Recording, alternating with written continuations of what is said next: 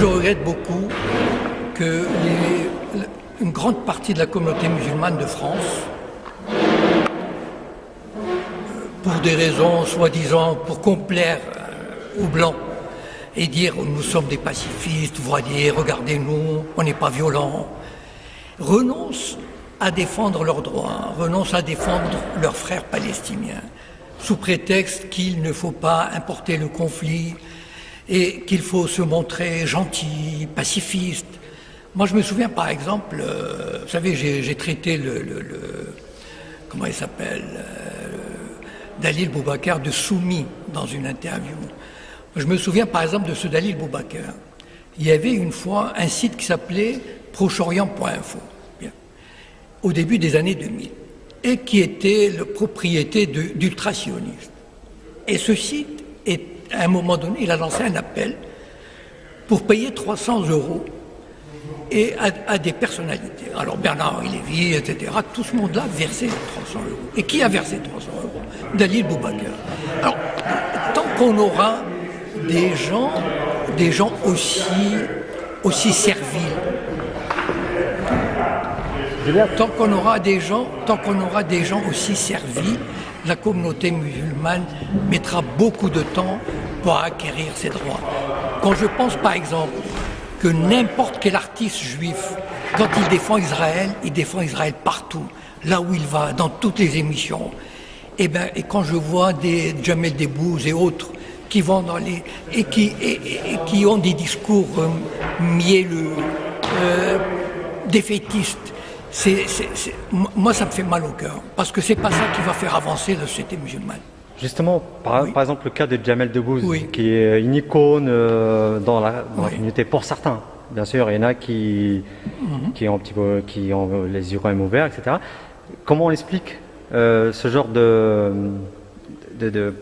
dérive, je ne sais pas si on peut appeler ça une dérive. Est-ce qu'il est approché par des gens qui le coachent, ou c'est de lui-même, ou c'est parce que ce genre de personnage, à force d'entendre dans les médias toute la stigmatisation contre la communauté musulmane, contre les Arabes, qui en collent toutes sortes de clichés à longueur de temps dans les journaux, etc. Est-ce que c'est ça qui fait que ce genre d'individu devient, et entre parenthèses, un langage, un discours mielleux, ou alors, comme je vous disais, est-ce qu'il est approché par des gens, est-ce qu'il est coaché par des... Moi, je vais vous dire le fond de ma pensée. Oui. Voilà. Moi, je pense que c'est quelqu'un qui connaît le rapport de force. Voilà. Le rapport de force en France, il est simple. Si on est anti-israélien, regardez Dieudonné, ce qui lui est arrivé à cause d'un sketch. On ne l'a pas traîné devant les tribunaux pour ça. Ça, c'est venu après. C'est arrivé le samedi.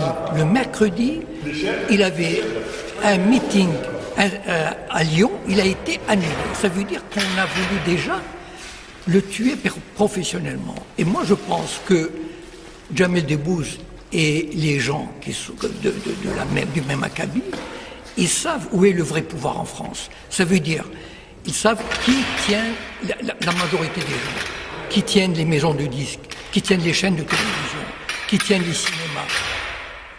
Ils pourraient avoir beaucoup de mal à se réaliser en tant qu'artiste. Et donc, il a intérêt à fermer sa gueule, à adopter une attitude raisonnable, pacifiste, et à se soumettre. Voilà. Comment on peut expliquer alors le cas de ceux qui ne sont ni artistes, ni célébrités, ni qui que ce soit, qui adoptent cette posture-là? Des gens qui se lèvent le matin, Oui, d'accord, parce que nous sommes venus d'Afrique du Nord avec cette mentalité de coloniser. J'ai dit tout à l'heure dans l'interview que malheureusement, la France nous a mis en tête le complexe de coloniser. C'est-à-dire que, moi je me souviens dans les années 70, quand j'allais dans la préfecture de police, les Nord-Africains ont baissé les yeux sous les insultes, on ne disait rien. Donc on a hérité de cette attitude de soumission et d'infériorisation. Et je pense que ce sont des séquelles, des gens qui n'ont pas de compte à rendre, mais ce sont des séquelles.